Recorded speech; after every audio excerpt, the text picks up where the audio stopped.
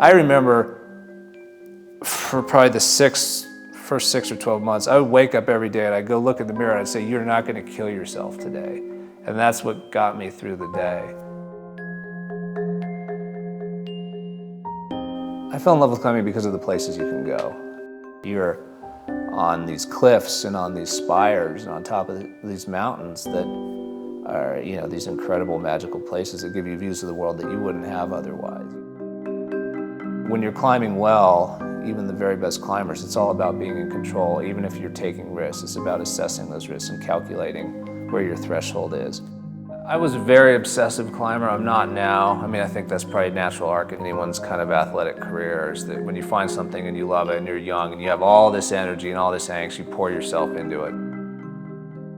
One thing in climbing, to do it really well, you kind of have to be light. I shouldn't say you have to, but it helps, and it's certainly one of the kind of the myths about it. So I had some really bad eating habits. Essentially I had an eating disorder that probably began in high school and went well through my college years. I was putting all this pressure on myself to perform as a rock climber. I was putting all this pressure on myself to be skinny, and at the same time I was neglecting basic health. My anxiety was mounting. I started to see a psychiatrist, and he was able to recognize this for what it was.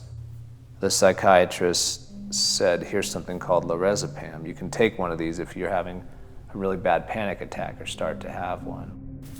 I think that I was probably walking a very fine line for a few years between benzo use and abuse, but my senior year in college, a friend of mine was able to get Valium, lots and lots of Valium, and Valium's, a benzodiazepine, and that was just straight up abuse.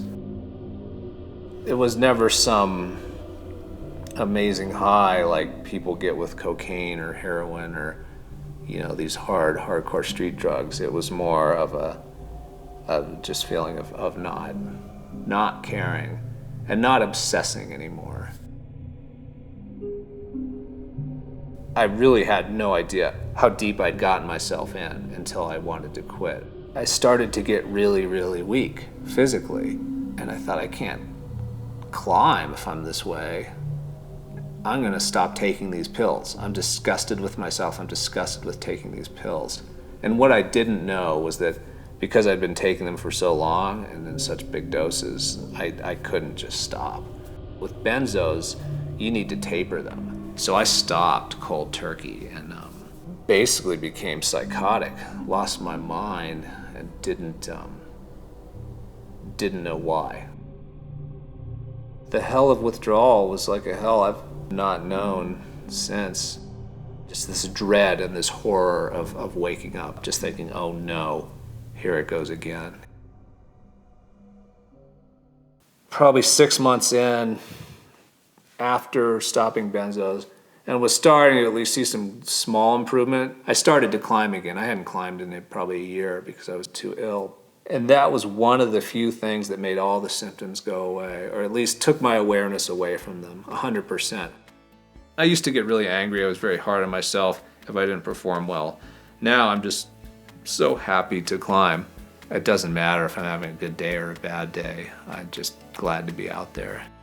It's just a symptom. Anxiety is a symptom of a life not being lived the way you're meant to. And if you step back and look at what's your real purpose here, and how can you set up your life so that you can realize it, I think you'll experience a decrease in anxiety.